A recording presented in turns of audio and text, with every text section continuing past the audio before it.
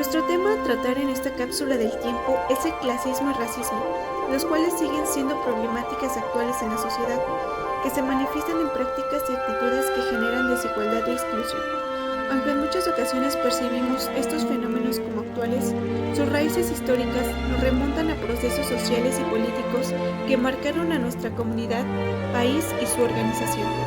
En nuestro caso, abarcaremos estas problemáticas desde las ideologías de la época virreinal en México, la cual representa un periodo clave, ya que en ella se establecieron jerarquías sociales basadas en orígenes étnicos y condiciones económicas como el sistema de castas, las cuales no solo definieron el pasado, sino que dejaron huella que aún persiste en la actualidad y a través de la desigualdad, prejuicios y estereotipos.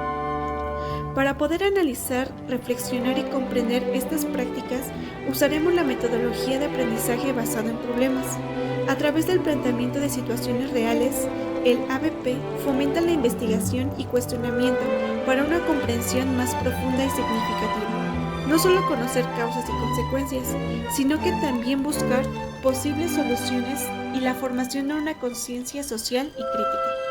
En esta cápsula se busca generar un espacio de reflexión que nos permita reconocer orígenes históricos y la importancia de abordarlos desde un pensamiento crítico y transformador.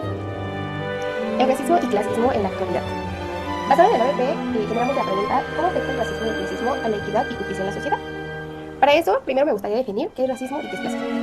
El racismo es la creencia de que algunas razas son superiores a otras, lo que lleva a la discriminación, violencia y exclusión social hacia aquellos percibidos como diferentes. Por ejemplo, en la actualidad todavía vemos el racismo mucho en el tono de piel. Siempre hay un trato diferente cuando ven a una persona de tez blanca o de tez piñonada a cuando ven a una persona de tez negra. El clasismo se refiere a la discriminación basada entre clases sociales o económicas, donde la persona es juzgada y tratada de manera desigual debido a su origen socioeconómico. El clasismo aún lo vemos en la actualidad, ya que pues todavía existe esta división de clases, por ejemplo, clase baja, clase media, clase alta, donde nosotros, la mayoría de nosotros, pertenecemos a una clase media baja. No llegamos a ser media alta porque nuestros padres o nuestros ingresos no son tan altos como para ser considerados así. Aún somos separados por esta torre de clases. ¿Cómo vemos el racismo y el clasismo en la actualidad? Aunque ahorita en la actualidad no lo vemos explícitamente como insultos o como un agravio directamente, lo podemos ver como las reglas no escritas, por así decirlo, que es el trato según cómo te ves. Si tú te ves te vistes de una manera, por ejemplo en la actualidad con vestidito y que se vea medio fino, tienes un trato diferente a que si te vas en mayón y en una playera rota, por ejemplo.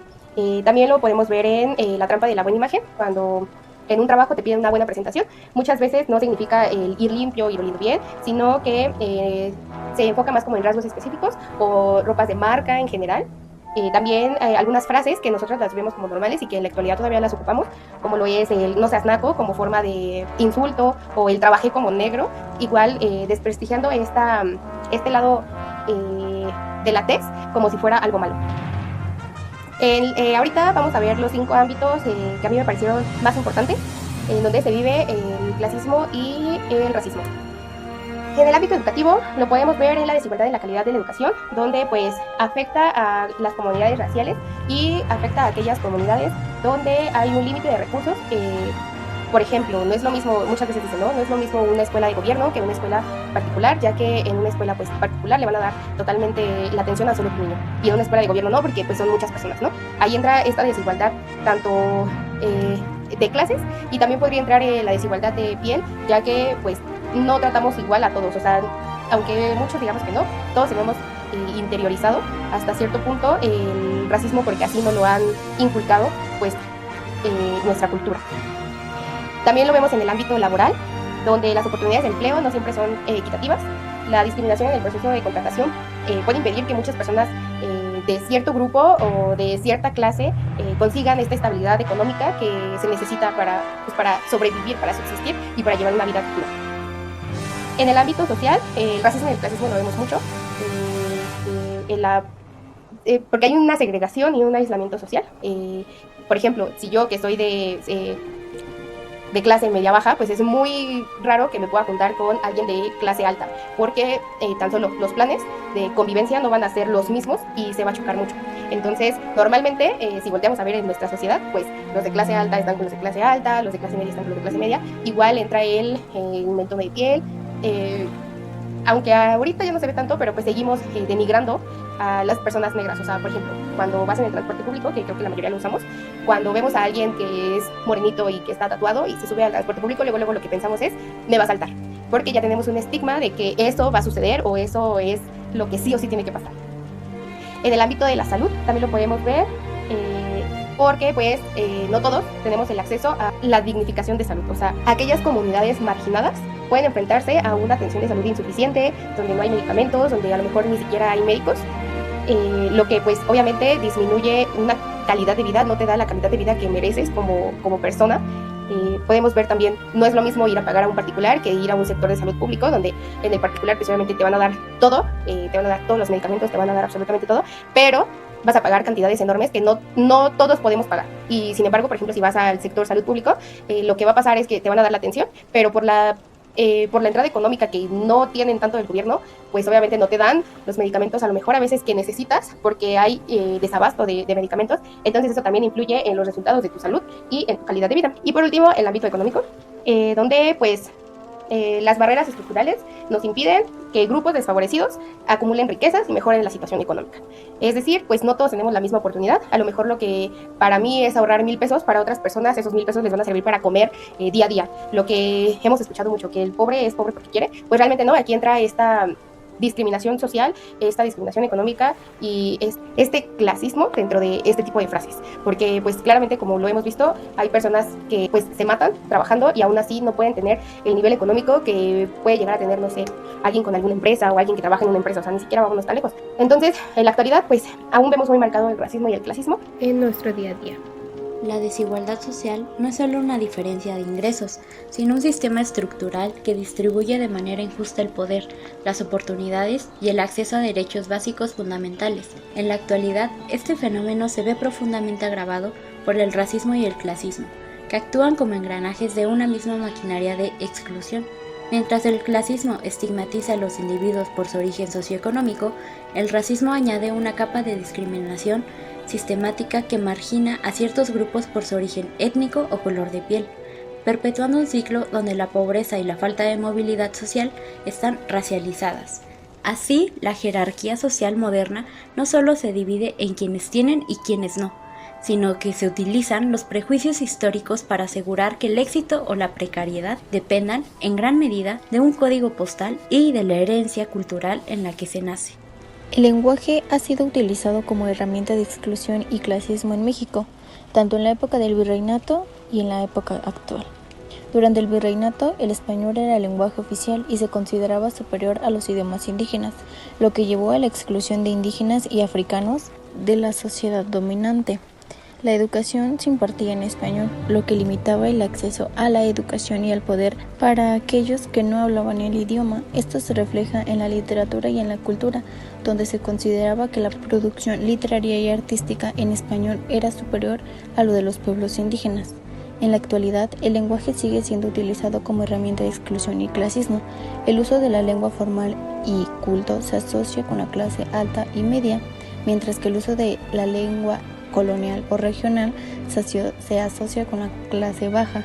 La discriminación lingüística es un problema común en México, donde se discrimina a personas que hablan idiomas indígenas o que tienen algún acento regional.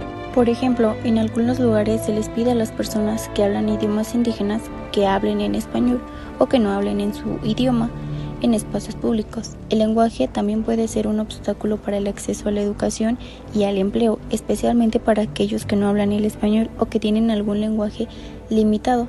Los medios de comunicación pueden perpetuar estereotipos y discriminación lingüística, reforzando la idea de que ciertos lenguajes o acentos son más correctos que otros. Por ejemplo, en algunos programas de televisión y radio se utiliza el lenguaje y un acento que se considera estándar o correcto, lo que puede hacer que las personas que no hablan de esa manera se sientan excluidos o marginados. Para combatir esto, es importante promover el respeto y la valoración de la diversidad lingüística y cultural.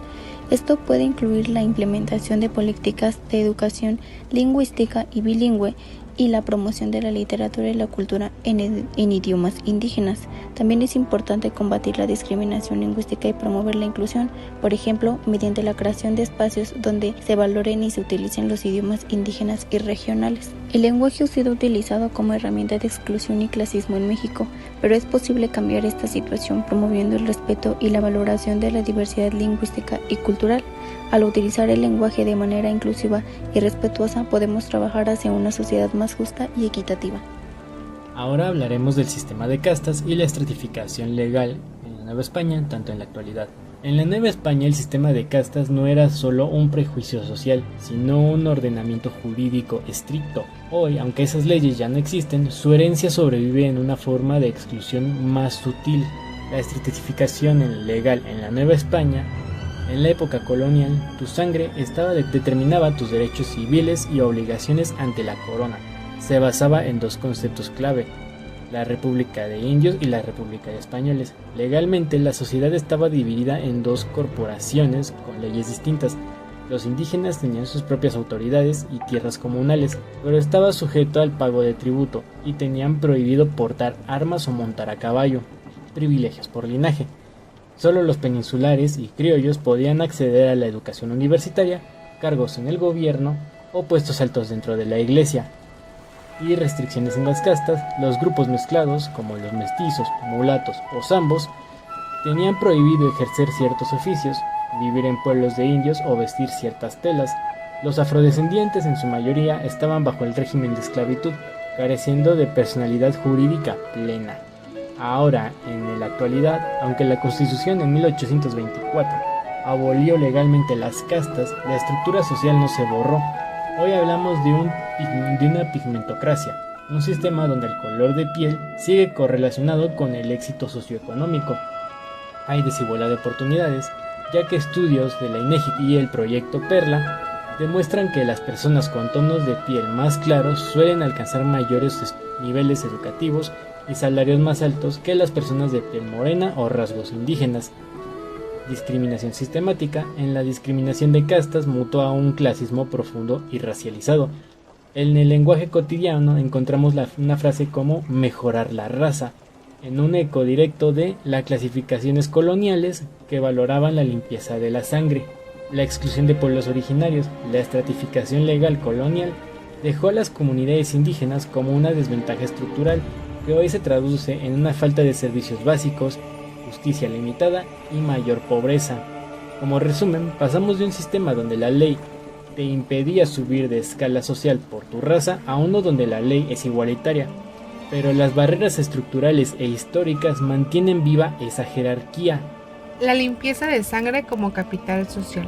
Como futura docente, al observar nuestras aulas actuales, me pregunto, ¿por qué el origen social o el tono de piel siguen influyendo en las expectativas de éxito de un estudiante? El problema es que el clasismo en México no es accidental, es una estructura que se institucionalizó hace siglos.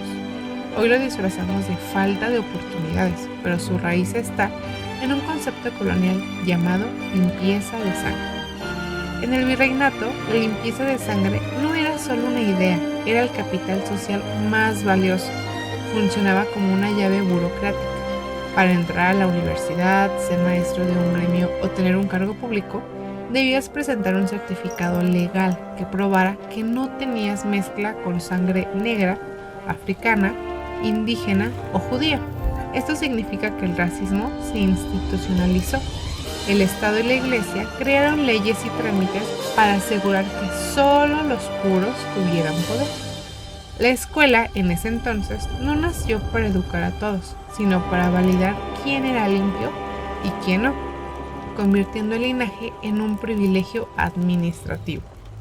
Al vincular este pasado con nuestro presente, vemos que aunque ya no existen los certificados de sangre, el sistema sigue operando de forma similar. El capital social ahora se manifiesta en el acceso a ciertos círculos, en el lenguaje que excluye y en los prejuicios que arrastramos. Seguimos viviendo en una pirámide social, donde la apariencia y el apellido actúan como ese viejo filtro colonial. Pero, ¿cómo atacamos este problema desde la formación docente? Nuestra propuesta se basa en el eje de interculturalidad crítica de la ANEP. Como maestros, nuestro papel es desmantelar esta herencia colonial en el aula, sustituyendo la vieja jerarquía de sangre por una educación que reconozca que todos tenemos el mismo valor. Entender el contexto de nuestros alumnos para que su origen no sea una limitante, sino una fortaleza. Pasar de una escuela que clasifica a una escuela que emancipa. Si el virreinato usó la educación para separar, nosotros, bajo el marco de la ANEP, la podemos usar para transformar y garantizar que ningún niño vuelva a sentir que su sangre define su futuro. Otro factor que influyó de manera significativa en este tema de la discriminación y racismo en la época virreinal fue la religión. La Iglesia Católica en el virreinato jugó un papel fundamental en la validación de las jerarquías sociales. Funcionó como un pilar ideológico, político y económico. Se realizaron mecanismos los cuales fueron clave para tener esta validación. Uno de estos mecanismos fue la evangelización. La evangelización y la educación funcionaron como mecanismos de control, ya que se adoctrinaba a los indígenas en virtudes como la obediencia, la humildad y la aceptación de su lugar en la sociedad, lo que conllevó a un sistema de castas, los cuales fueron mecanismos coloniales españoles para estratificar la sociedad basándose en la ascendencia étnica y religiosa. Se utilizó para asegurar la supremacía de los españoles peninsulares sobre los criollos y la población mestiza, indígena o africana. Se clasificaban a las personas según la proporción de sangre española, con denominaciones como mestizos, mulatos, etc. Esto tiene un impacto social muy grande, ya que es un sistema discriminatorio que determinaba los derechos, obligaciones, impuestos y posición social de cada individuo, funcionando como una forma de control racista. Este sistema buscaba mantener el poder y los privilegios a mano de los colonizadores, creando una sociedad fuertemente desigual, sembrando ideológicamente el castacismo. La esclavitud y la deshumanización durante el virreinato, principalmente en las poblaciones africanas. Bueno, como sabemos, durante el virreinato los colonizadores buscaban expandirse, ganar territorio y mediante estas conquistas se buscaban pues enriquecer a la colonia. ¿Cómo esto era posible? Bueno, pues cuando conquistaban a los nativos de los lugares que llegaban, les imponían sus creencias, su cultura, reprimían las tradiciones, culturas e identidad del propio lugar para poder así apoderarse de ellos. Esta deshumanización constaba o era necesaria para que su objetivo fuera alcanzado. Lo que buscaban era acabar con la identidad de cada individuo. Si tenían un nombre, ese nombre ya no era suyo, lo llamaban de otra forma. No tenían derecho a nada. Les eran reprimidas sus culturas, incluso su lengua, no podían comunicarse en su lengua. Al sujeto se le veía únicamente como una máquina, una herramienta. No tenía derechos, no tenía derecho a sentir siquiera. Pareciera que su único objetivo era trabajar y trabajar, y pues eran vistos como mercancía. Los esclavos podían venderse, podían heredarse de una persona a otra. Pero bueno, ¿por qué pasó esto? Esto surgió por la necesidad de una mano de obra, porque se necesitaban de más esclavos para poder. Pero bueno, ¿por qué sucedió esto? Bueno, en México, principalmente la población nativa fueron desapareciendo debido a enfermedades, a maltratos, abuso de poder, y entonces la corona española decidió traer a nativos africanos o esclavos a trabajar aquí. Se consideraba que estas personas de este país eran inferiores debido a simplemente por su color de piel. Entonces, simplemente por su origen, por su color de piel se les consideraba como de una raza inferior, y pues esto llevó a que los esclavizaran, y con el objetivo de maximizar producciones en cuanto a minería. Eran explotados en trabajo de minería para extraer metales preciosos. Eran forzados a trabajar en la ganadería, en la agricultura, pues se buscaba aquí extraer azúcar, cacao, tabaco, especies, y también en servicio doméstico. Los esclavos eran tener esclavos era símbolo de estatus para las élites virreinales.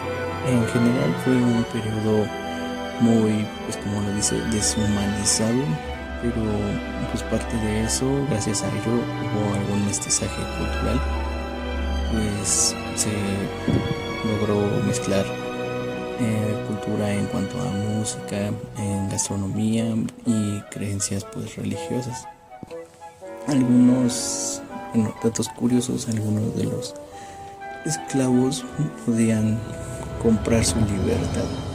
Eso es algo loco, tener que trabajar y trabajar y trabajar, y para poder pagar tu libertad cuando se te fue arrebatada sin razón alguna. Algunos de los esclavos lograron huir, y por esa razón también es que hubo esta mezcla cultural. Pues se establecieron en lugares y fueron libres, pero eso no quita que actualmente o durante mucho tiempo eran discriminados por su color de piel, por esas creencias que nos trajeron a nosotros.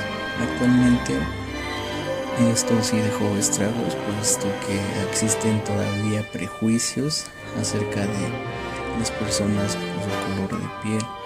Sigue habiendo algo de racismo, y por lo mismo también fueron invisibilizadas estas personas, estas regiones, por lo mismo fueron invisibilizadas estas comunidades durante mucho tiempo y se les tiene olvidadas. Entonces no se les tiene un reconocimiento o una valoración. Actualmente se hacen movimientos para que se le reconozcan leyes, para que las leyes reconozcan formalmente a estas poblaciones. El servicio doméstico y su relación con la servidumbre que aún existen en la sociedad. El servicio doméstico se refiere a las actividades que se realizan dentro del hogar, como limpiar, cocinar, planchar, cuidar niños, cuidar personas enfermas o hasta personas mayores. Aunque puede parecer un trabajo común, en realidad este tiene una historia muy marcada por la desigualdad, por clases sociales, discriminación. Y bueno, esto marca o empieza desde la época colonial, cuando muchas personas, sobre todo indígenas y afrodescendientes, eran obligadas a servir en casas de familias con mayor poder. Esto creó una relación de servidumbre donde no había igualdad, sino una jerarquía muy clara entre quién mandaba y quién obedecía. Y esto se da hoy en día, todavía con las clases altas o las clases extremadamente altas. Hoy en día, aunque ya no es legal esa forma de servidumbre, todavía existen prácticas que se parecen, como por ejemplo cuando se trata mal a trabajadoras del hogar, se les paga poco, no tienen derechos laborales o se les ve como inferiores. Hoy en día pasa esto también, ya que muchas veces esta parte que de personas que trabajan con la gente de alto poder, los tienen viviendo en sus casas para servir 24/7, y es el jardinero, el chofer, la sirvienta, el mayordomo. Siempre hay varias personas o una misma persona que se encarga de todas estas áreas y tienen que vivir 24/7 en la casa, por lo regular de lunes a sábado, de lunes a viernes, y les dan un día para ver a sus familias o salir. Pero esto es muy raro, y esto a veces también es imposible, ya que mucha gente pues es indígena o de escasos recursos, donde viven muy lejos y es imposible que vayan y vengan ese mismo día para regresar a sus actividades a la siguiente semana, como si nada. Y bueno, aquí es donde se relaciona justamente el racismo y el clasismo. Muchas veces las personas que trabajan en el hogar pues van a provenir de estos lugares y no se les reconoce su trabajo como algo digno. También se puede ver en cosas cotidianas, como se les habla en la forma despectiva, se les niega el acceso a ciertos espacios de la casa o no se les da esta seguridad social o todos estos tratos dignos. Sin embargo, es importante reconocer que el trabajo del hogar es fundamental y debe ser valorado como cualquier otro. En México ya existen avances para garantizar derechos laborales, como el acceso al seguro social, que es indispensable y es un derecho para todas y todos. En conclusión, aunque el servicio doméstico sigue existiendo, es necesario romper con las ideas de servidumbre, eliminar el racismo, el clasismo y promover un trato digno e igualitario. Meritocracia como negación del pasado colonial.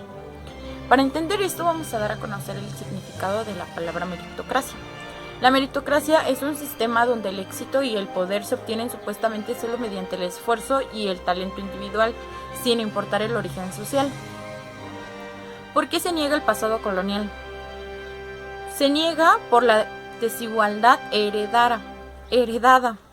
Ignora que la riqueza y el acceso a oportunidades hoy dependen de privilegios acumulados desde la época colonial. Culpa al individuo. Si alguien no tiene éxito, la meritocracia dice que es por falta de ganas, ocultando que el sistema sigue favoreciendo las mismas estructuras de poder de hace siglos. Borra la historia, trata a todos como si empezaran desde cero, cuando en realidad la línea de salida es muy distinta para cada persona debido al racismo y a la exclusión histórica. En la sociedad actual, el racismo y el clasismo es todavía más común de lo que imaginamos. De acuerdo con Van Dink 2018, el discurso y las prácticas discriminatorias institucionalizan la marginación de ciertos grupos basándose en su origen y apariencia, lo que da como resultado que esto siga siendo un problema activo en la sociedad. Es fundamental reconocer que las jerarquías de hoy son el eco del sistema histórico de dominación. El racismo y el clasismo fueron herramientas de control institucionalizadas. La desigualdad es un proceso histórico acumulativo en donde la sociedad transita poco a poco hacia una justicia social activa.